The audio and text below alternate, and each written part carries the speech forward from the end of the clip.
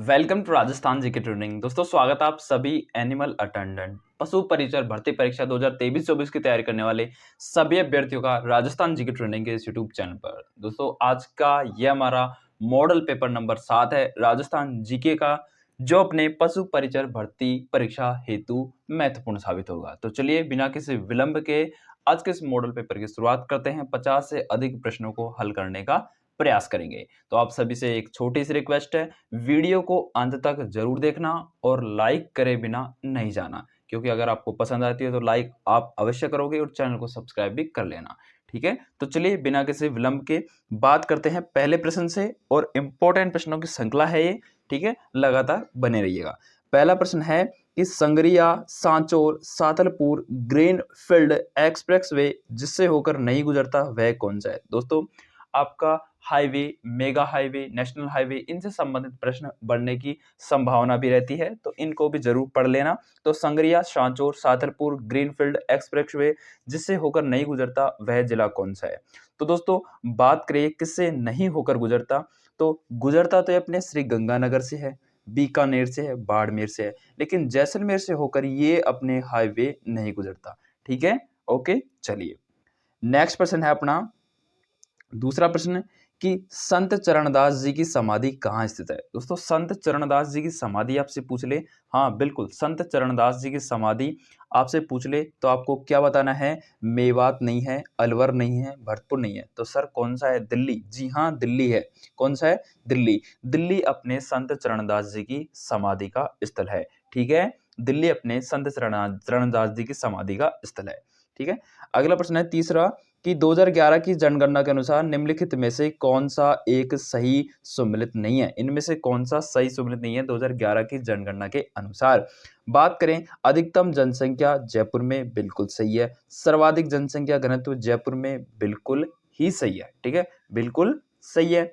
न्यूनतम साक्षरता दर बाड़मेर की बता रहा है, न्यूनतम लिंगानुपात धौलपुर का, ये सही है, लेकिन ये गलत है। न्यूनतम साक्षरता दर बाड़मेर की नहीं है, बाड़मेर की नहीं है। ठीक है, ओके। चलिए चौथा प्रश्न है कि बिलारा बिलारा चूना पत्थर क्षेत्र कहाँ स्थित नहीं है, यानी कि बिलारा चूना पत्थर क्षेत्र कहाँ स्थित नहीं है, यानी किस जिले में बिलारा चूना पत्थर नहीं पाया जाता। तो इसका आंसर आपसे पूछ ले तो आपको बताना है नागौर में पाया जाता है, बीकानेर में पाया जाता है। नागौर में पाया जाता है, बीकानेर में पाया जाता है, जोधपुर में पाया जाता है। श्री गंगानगर में अपने बिलारा चूना पत्थर नहीं पाया जाता। ठीक है, चलिए अगला प्रश्न है पांचवा कि लाठी श्रेणी या फिर लाठी क्षेत्र किससे संबंधित है। तो लाठी क्षेत्र आपसे पूछ सकता है या फिर लाठी श्रेणी आपसे पूछ सकता है, तो आपको बताना होगा जलभृत से संबंधित है, जलभृत से संबंधित है, यानी कि जहां पे जल की अधिकता होती है उसको लाठी श्रेणी के नाम से जाना जाता है। ठीक है, चलिए फिर अगला छठा प्रश्न है कि चौहान शासकों की प्रारंभिक राजधानी कौन सी थी। बिल्कुल दोस्तों इंपॉर्टेंट प्रश्न है, कई बार एग्जाम पूछा जाता है। चौहान शासकों की प्रारंभिक राजधानी आपसे पूछ ले तो आपको क्या बताना है दोस्तों, बिल्कुल आपका सही आंसर आ चुका है मेरे पास, अहि छत्रपुर। बिल्कुल बिल्कुल ठीक है, अहि छत्रपुर थी। ठीक है, चलिए सातवां प्रश्न है, इंपॉर्टेंट प्रश्न है कि मेवाड़ चित्रकला शैली का सबसे प्राचीन चित्रित ग्रंथ कौन सा है। बिल्कुल हाँ, चित्रित ग्रंथ मेवाड़ चित्रकला शैली का सबसे प्राचीन चित्रित ग्रंथ आपसे पूछ ले तो आपको बताना है श्रावक प्रतिक्रमण सूत्र चूर्णी। ठीक है, श्रावक प्रतिक्रमण सूत्र चूर्णी अपने मेवाड़ चित्रकला शैली का सबसे प्राचीन चित्रित ग्रंथ है। इसमें केवल और केवल चित्र के द्वारा ग्रंथ को बनाया गया है। ठीक है, इसलिए इसको चित्रित ग्रंथ कहा जाता है। अगला प्रश्न है, ठीक है, विजयशाही एक प्रकार की क्या है, क्या जूती है, आभूषण है, पगड़ी है या फिर मिट्टी का बर्तन है। तो विजयशाही आपसे पूछ ले, विजयशाही बिल्कुल दोस्तों पगड़ी है। क्या है, विजयशाही पगड़ी भी है, और एक अगर सिक्का आ जाए पगड़ी ना आए तो आपको सिक्का भी टिक कर देना है कि सिक्का भी है विजयशाही। ठीक है, चलिए नवा प्रश्न है, राजस्थान का वह जिला जिसकी सीमा भारत पाकिस्तान अंतर्राष्ट्रीय सीमा से नहीं मिलती। बिल्कुल नहीं का ऑप्शन आ जाता है आपके पास। ठीक है, नहीं मिलती, किस जिले की सीमा भारत पाकिस्तान अंतर्राष्ट्रीय सीमा से नहीं मिलती। इसका राइट आंसर आपको देना है गंगानगर की मिलती है, जैसलमेर की मिलती है, बीकानेर की मिलती है। जोधपुर की कहां मिलती है, पता है आपको जोधपुर की नहीं मिलती, बिल्कुल नहीं मिलती। ठीक है, ओके। 10वां प्रश्न है दोस्तों कि 18वीं शताब्दी में मेवाड़ में एकलिंग मंदिर का निर्माण किसके द्वारा करवाया गया था। बिल्कुल 18वीं शताब्दी में मेवाड़ में एकलिंग मंदिर का निर्माण करने वाले शासक आपसे पूछ ले तो आपको बताना है बप्पा रावल। कौन थे? बप्पा रावल। ठीक है, चलिए अगला प्रश्न है दोस्तों 11वां प्रश्न है कि वन विभाग, बिल्कुल वन विभाग राजस्थान सरकार द्वारा जारी प्रशासनिक प्रतिवेदन 2021-22 के अनुसार राज्य में श्रेणी का प्रतिशत वन क्षेत्र सर्वाधिक है, यानी कि किस श्रेणी का वन क्षेत्र सर्वाधिक है राजस्थान में। तो राजस्थान में किसी श्रेणी का वन क्षेत्र आपसे पूछ ले तो रक्षित वन ज्यादा पाए जाते हैं राजस्थान के अंदर। ठीक है, रक्षित वन ज्यादा पाए जाते हैं। ठीक है, चलिए 12वां प्रश्न है कि सपेरों का कौन सा लोक वाद्य प्रसिद्ध है, यानी कि सपेरे होते हैं वो कौन सा लोक वाद्य यंत्र को बजाते हैं सांप पकड़ने के लिए। तो सांप पकड़ने के लिए पूंगी बजाते हैं। बिल्कुल ही सरल प्रश्न है। अगला प्रश्न है दोस्तों, अगला इंपॉर्टेंट प्रश्न है कि बालदा कहाँ पे? सिरोही में। बालदा सिरोही खालिस्तान के लिए प्रमुख भंडारण क्षेत्र है। तो बालदा सिरोही के अंदर कौन सा खनिज पाया जाता है? क्या लोहा, टंगस्टन, चांदी या फिर तांबा? तो बालदा सिरोही में दोस्तों सिरोही का नाम आ जाए, टंगस्टन आपको क्लिक करना है। ठीक है, ओके। चलिए 14वां प्रश्न है कि 8 सितंबर 1857 को बिथोड़ा स्थान पर खालिस्तान ने मारवाड़ की राजकीय सेना को परास्त किया था। तो 8 सितंबर 1857 को बिथोड़ा स्थान पर मारवाड़ की राजकीय सेना को, सरकारी सेना को परास्त किसने किया था? इसका आंसर आपको देना है। तो किसने किया था? बिल्कुल ठाकुर कुशाल सिंह के द्वारा किया गया था। ठाकुर कुशाल सिंह के द्वारा किया गया था। 8 सितंबर 1857 को बिथोड़ा स्थान पर ठाकुर कुशाल सिंह ने मारवाड़ की राजकीय सेना को क्या किया था? परास्त किया था। ठीक है, चलिए 15वां प्रश्न है कि 5 जनवरी 1949 को भारत सरकार ने सिरोही का प्रशासन किस राज्य को सौंपा? तो 5 जनवरी 1949 को भारत ने सिरोही जो जिला है उसका प्रशासन दोस्तों आपको पता है किस जिले को सौंपा था? बंबई को सौंपा था। किसको? बंबई को। जी हाँ, बंबई को सौंपा था।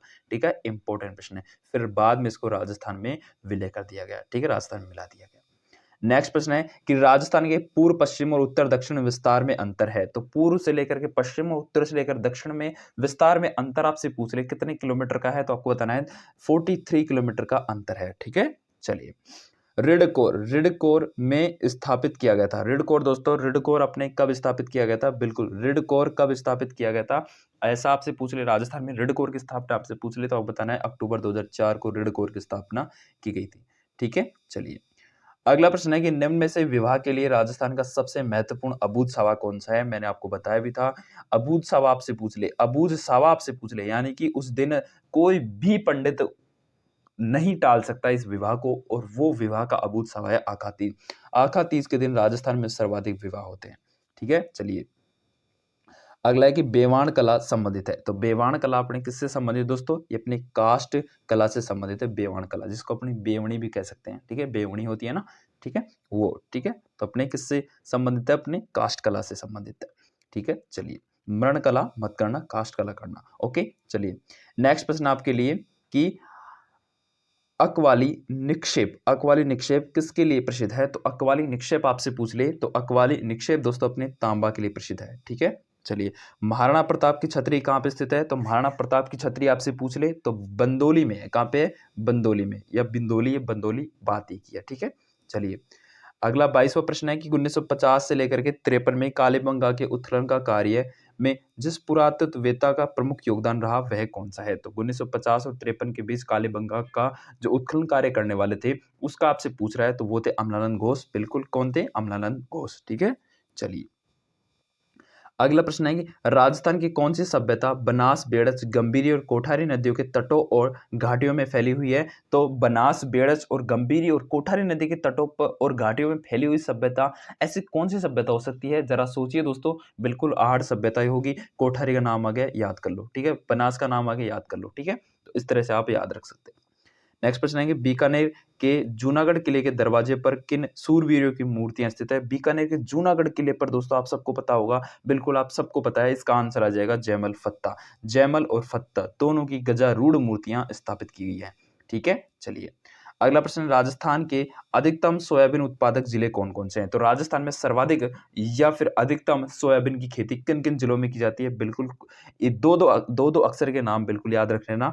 कोटा बूंदी बारा, ठीक है, कोटा बूंदी बारा, ठीक है, कोटा बूंदी बारा में सोयाबीन की खेती अधिकतम की जाती है राजस्थान के अंदर, ठीक है। चलिए 26वां प्रश्न है कि बाप बोल्डर बेड राजस्थान के किस जिले में स्थित है? बिल्कुल जी हाँ, बाप बोल्डर बेड राजस्थान के किस जिले में स्थित है? तो ये अपने जोधपुर में है बाप बोल्डर, ठीक है। बाप ग्राम भी अपने जोधपुर में है, ठीक है, ऐसा आपसे पूछ ले तो।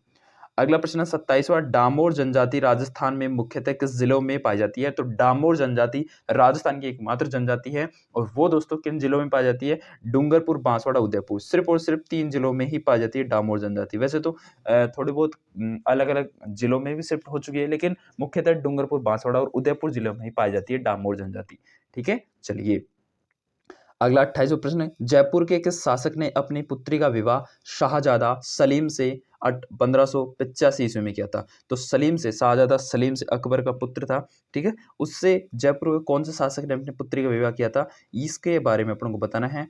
तो इसका जो राइट आंसर आ जाएगा वो क्या आ जाएगा? बिल्कुल भगवत दास ने, ठीक है, भगवंत दास ने करवाया था शाहजादा सलीम से अपनी पुत्री का विवाह, ठीक है। 29वां प्रश्न है, राजस्थान का वह जिला जहां उष्ण कटिबंधीय स्टेपी अर्धशुष्क उष्ण जलवायु पाई जाती है? तो राजस्थान का एकमात्र जिला जहां उष्ण कटिबंधीय स्टेपी अर्धशुष्क उष्ण जलवायु पाई जाती है और वो जिला आपसे पूछ ले तो आपको बताना है झुंझुनू जिला। कौन सा? झुंझुनू जिला, जी हाँ, झुंझुनू जिला, ठीक है। चलिए 30वां प्रश्न है, राजस्थान के किस प्रदेश या फिर किस क्षेत्र में मुख्यतः बीहड़ पाए जाते हैं? तो बीहड़ क्या होते हैं? जैसे नदी जा रही है, नदी जब जाती है, बहाव तेज होता है, तब नदी के बहाव के कारण जो मिट्टी का अपरदन होता है, मिट्टी कट जाती है, कट के गुफानुमा संरचना हो जाती है, उन्हीं को बीहड़ कहते हैं। उबड़-खाबड़ स्थानों को ही बीहड़ कहते हैं, ठीक है। और बीहड़ अपने चंबल बेसिन में ज्यादातर देखने को मिलती है। चंबल बेसिन क्या होता है? यानी चंबल नदी का बहाव जिस क्षेत्र में होता है उसको चंबल बेसिन कहते हैं और चंबल बेसिन में ही बीहड़ ज्यादातर अपने को देखने को मिलते हैं, ठीक है। अगला प्रश्न 31वां, निम्न में से किसने गुरु गोरखनाथ से दीक्षा ली थी या शिक्षा ली थी? तो दीक्षा शिक्षा लेने वाले थे गुरु गोरखनाथ से, वो थे दोस्तों कौन थे? बिल्कुल, बिल्कुल जाम्बोजी। जाम्बोजी के द्वारा ही गोरखनाथ से क्या ली गई थी? दीक्षा ली गई थी। ठीक है, चलिए 32वां प्रश्न है, राजस्थान के दक्षिण पूर्वी क्षेत्रों में आदिवासियों द्वारा उपयोग में ली जाने वाली कृषि की विधि को क्या कहते हैं? तो राजस्थान के जो दक्षिण पूर्वी क्षेत्रों में जो आदिवासियों द्वारा जो कृषि के क्षेत्र में जो उपयोग में ली जाने वाली विधि है ना, उस विधि का नाम पूछ रहा है और उस विधि का नाम है दोस्तों दजिया विधि। बिल्कुल दजिया विधि। कौन सी है? दजिया विधि। याद रखना दजिया विधि, ठीक है, दजिया विधि। अगला 33वां, निम्नलिखित में से कौन गुरु द्रोणाचार्य पुरस्कार विजेता नहीं है? तो ये अभी कुछ सालों का ही यानी कि पिछले साल का ही ये इम्पोर्टेंट क्वेश्चन है। तो ये आपका वैसे तो इम्पोर्टेंट है नहीं, लेकिन आप देख लीजिए तो कौन सा गुरु द्रोणाचार्य पुरस्कार विजेता नहीं है? तो इनमें से दोस्तों गुरु द्रोणाचार्य विजेता पुरस्कार 3 को दिया गया था और उनमें से दोस्तों अनूप कुमार है, वीरेंद्र पुनिया है, सागरमल दाहल है, लेकिन महेंद्र सिंह इनमें सम्मिलित नहीं है। ठीक है, चलिए अगला प्रश्न है, बाल मित्र योजना का उद्देश्य। बाल मित्र योजना का उद्देश्य खालिस्तान से प्रभावित बच्चों को सहायता देता है। तो बाल मित्र योजना दोस्तों, बाल मित्र योजना अलैंगिक उत्पीड़न बच्चों को सहायता प्रदान करता है। ठीक है, इंदिरा रसोई योजना इंपॉर्टेंट है। इंदिरा रसोई योजना का संकल्प वाक्य क्या है? तो इंदिरा रसोई योजना का संकल्प वाक्य आपसे पूछ ले तो कोई भूखा न सोए। कौन सा है? कोई भी भूखा न सोए। ठीक है, ये इंपॉर्टेंट है और ये इसका आंसर आ जाएगा। ठीक है, चलिए कुर्जा किस जिले का शुभंकर है? तो कुर्जा दोस्तों अपने किस जिले का शुभंकर है? बिल्कुल जोधपुर जिले का शुभंकर है कुर्जा पक्षी। ठीक है, कुर्जा पक्षी अपने जोधपुर जिले का शुभंकर है। अलग अलग जिलों का अलग अलग शुभंकर होता है, इनके बारे में भी आपको याद रखना है। ठीक है, अगला है पढ़ना लिखना अभियान के लिए न्यूनतम आयु सीमा क्या है? तो पढ़ना लिखना अभियान के लिए न्यूनतम आयु सीमा आपसे पूछ ले तो आपको बताना है 15 वर्ष। ठीक है, 15 वर्ष। ठीक है, चलिए अगला है कि ददरेवा यानी कि आप 15 वर्ष तक के बच्चों को आप आसानी से बैठा सकते हैं, इस तरह से कह रहा है वो। ठीक है, ददरेवा किसका जन्म स्थल है? तो ददरेवा दोस्तों आप सबको पता है ददरेवा में किसका जन्म हुआ था? बिल्कुल बिल्कुल गोगा जी को हुआ था ना, बिल्कुल बिल्कुल। ठीक है, चलिए अगला, मुख्यमंत्री दुग्ध उत्पादन संबल योजना के तहत दुग्ध उत्पादकों के लिए कितने रुपए प्रति लीटर अनुदान प्रदान किया जाता है? तो कितने रुपए अनुदान प्रदान किया जाता है, इसके बारे में बताना है। तो दोस्तों इसमें प्रदान किए जाते हैं पता है 5 रुपए प्रति लीटर। ठीक है, अनुदान दिया जाता है जो दुग्ध उत्पादक है। अगला प्रश्न है कि किस जिले में ऊंट अनुसंधान संस्था स्थित है या फिर उष्ट अनुसंधान संस्था स्थित है? इस प्रकार आपसे पूछ ले तो आपको बताना है बीकानेर में ऊंट अनुसंधान संस्थान स्थित है, बीकानेर में। ठीक है, चलिए अगला प्रश्न है कि निम्नलिखित में से कौन इंदिरा गांधी शहरी क्रेडिट कार्ड योजना के लिए पात्र है। तो कौन कौन इंदिरा गांधी शहरी क्रेडिट कार्ड योजना के लिए पात्र हैं दोस्तों, और वो हैं दोस्तों हेयर ड्रेसर जिनकी आयु 18 से 40 वर्ष के बीच हो, बिल्कुल वे भी पात्र हैं। दर्जी जिनकी आयु 18 से 40 वर्ष हो, वो भी पात्र हैं। ठीक है, इंदिरा गांधी शहरी क्रेडिट कार्ड योजना की। ठीक है, प्लम्बर जिनकी आयु 18 से 40 वर्ष है, वो भी पात्र हैं। सर्वे में चिन्हित स्ट्रीट वेंडर्स, बिल्कुल वो भी पात्र हैं। यानी कि ऑप्शन नंबर डी सभी पात्र हैं, 1 2 3 4 इस सभी के सभी इंदिरा गांधी शहरी क्रेडिट कार्ड योजना के लिए पात्र हैं। अगला प्रश्न है साथियों, अगला इंपॉर्टेंट प्रश्न है कि राजस्थान राज्य के गठन के समय अनुबंध करने वाले 22 प्रांतों में से कितने प्रांतों में ही लोक सेवा आयोग कार्यरत थे। तो राजस्थान राज्य का जब गठन हो रहा था उस समय 22 प्रांतों में से उस समय 22 प्रांतों में दोस्तों उस समय 22 प्रांतों में से अपने तीन प्रांतों में ही लोक सेवा आयोग कार्यरत था। ठीक है, आरपीएससी कार्यरत था। ठीक है, चलिए अगला प्रश्न है कि निम्नलिखित कथनों का सावधानी पूर्वक अध्ययन कीजिए। तो पहला कथन है कि Rajiv Gandhi scholarship for academic excellence योजना राजस्थान में 2 अक्टूबर 2021 से प्रारंभ की गई, बिल्कुल। नेक्स्ट है दूसरा कि योजना का उद्देश्य राजस्थान के छात्रों को विश्व के शीर्ष विदेशी विश्वविद्यालयों में पढ़ने के लिए वित्तीय सहायता प्रदान करना है, बिल्कुल। यानी कि इसमें कह रहा है कि इन जो Rajiv Gandhi scholarship for academic excellence योजना राजस्थान में 2 अक्टूबर 2021 से प्रारंभ की गई, ये तो गलत है दोस्तों, ये तो सरासर गलत है और ये बिल्कुल सही है। इस योजना का जो मुख्य उद्देश्य है ना, वो राजस्थान के छात्रों को विश्व के शीर्ष विदेशी विश्वविद्यालयों में पढ़ने के लिए वित्तीय सहायता प्रदान करना है, ये बिल्कुल सही है। लेकिन 2 अक्टूबर 2021 ये गलत है इसका। ठीक है, चलिए नेक्स्ट प्रश्न है, ऑप्शन नंबर 20 का सही आंसर आ जाएगा। फर्स्ट गलत है और सेकंड सही है। चलिए बोहरा मुस्लिम, बिल्कुल बोहरा मुस्लिम संत अब्दुल्ला पीर का मकबरा कहाँ पे स्थित है। तो अब्दुल्ला पीर का मकबरा आपसे पूछ ले दोस्तों तो आपको बता रहे हैं बांसवाड़ा में है। कहाँ पे है? बांसवाड़ा जिले में है। अगला है विरासत योजना के अंतर्गत अधिसूचित अल्पसंख्यक समुदायों के पुरुष हस्तशिल्पियों को कितने ब्याज दर पर 10 लाख रुपए तक का ऋण उपलब्ध कराया जाता है। तो विरासत योजना के तहत दोस्तों विरासत योजना के तहत 5% ब्याज दर पर ऋण उपलब्ध कराया जाता है। ठीक है, विरासत योजना के तहत जो हस्तशिल्प होते हैं, ठीक है, जो कलाकार होते हैं उनको। ठीक है, चलिए राजस्थान रत्न पुरस्कार प्राप्त करने वाले केसी मालू किस क्षेत्र से संबंधित है। तो राजस्थान रत्न पुरस्कार प्राप्त करने वाले केसी मालू दोस्तों, केसी मालू आपसे पूछ ले, वो अपने संगीत से संबंधित है, संगीत से संबंधित है, म्यूजिक से संबंधित है। ठीक है, चंदेरिया संयंत्र चित्तौड़गढ़ में कहाँ पे स्थित है। यानी कि चंदेरिया जो संयंत्र है वो चित्तौड़गढ़ में स्थित है, किसके लिए स्थित है। तो वो है दोस्तों जस्ता के लिए। ठीक है, अगला एक मिशन बुनियादी कार्यक्रम का आरंभ कब हुआ था। तो राजस्थान में मिशन बुनियादी कार्यक्रम का जो आरंभ आपसे पूछ ले 5 सितंबर 2022 को हुआ था। ठीक है, अगला है जोधपुर में आईटी जॉब फेयर मतलब नौकरी मेला का योजना कब हुआ था। तो जोधपुर में आईटी जॉब फेयर नौकरी मेले का जो आयोजन है दोस्तों वो कब हुआ था। ये हुआ था 11 से 13 नवंबर 2022 को हुआ था और कई लोगों को इनमें नौकरी भी दी गई थी जो आईटी प्रोफेशन से संबंधित थे। ठीक है, चलिए अगला और इंपॉर्टेंट और लास्ट प्रश्न है कि गिरीश सुमेल का युद्ध कब लड़ा गया था। बिल्कुल, तो इसका जवाब आपको देना है। ठीक है, चलिए मैं बता ही देता हूँ। गिरीश सुमेल का युद्ध है वो जनवरी 1544 ईस्वी को लड़ा गया था, गिरीश सुमेल का युद्ध। ठीक है, चलिए तो मिलते हैं अगले मॉडल टेस्ट पेपर के साथ। थैंक यू, धन्यवाद।